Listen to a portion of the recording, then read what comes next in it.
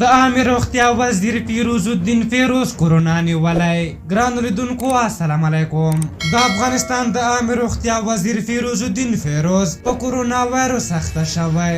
د روغتیا وزارت ویان وحید مایر وویل د ښاغلي فیروز د معایناتو پایله نن پنجشنبه معلومه او مثبته راووتله.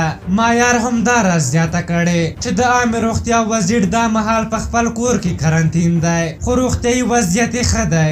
د معلوماتو له مخې ښاغلي فیروز له کورونا وایرس سره د مبارزې په لړ کې بېلابېلو روغتیایي مرکزونو ته تګ راتګ درلود او ښایي د همدې فعالیتونو پر مهال په دغه وایرس اخته شوی وي.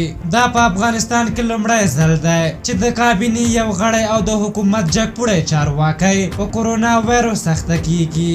موږ یوه اونۍ وړاندې خبر ورکړ چې فیروز الدین فیروز په کورونا اخته شوی او نوموړي طلوع کې له مرکې وروسته ګڼ خبریالان هم په دغه وایرس په طلوع او نورو ځایونو کې په دغه وایرس ککړ کړي، خو ځینو خلکو زموږ خبره دروغ وګڼله، خو دا دی نن ټولو ته ښکاره شوه. موږ هېڅکله له ځانه او دروغ خبرونه نه نشروو، بلکې له باوري سرچینو او پوره تفتیش وروسته خبر نشروو. په هر حال د فیروز الدین فیروز باره کې به دومره ووایو که څه هم کارونه یې تر ډېره ښه وو، خو بیا هم یو متعصب انسان و او دی په کابینه کې د عبدالله د برخې وزیر و او وروستیو کې مشرانو جرګې ته د کورونا په وړاندې مبارزه کې د شویو مصارفو او نورو ستونزو له کبله ځواب ورکولو ته نه و حاضر شوی، چې بیا مشرانو جرګې لوی څارنوالی ته معرفي کړ چې لا یې هم قضیه پاتې. په هر حال د کورونا د وروستیو ارقامو باره کې به لنډ ووایو چې اوس مهال په ټول هیواد کې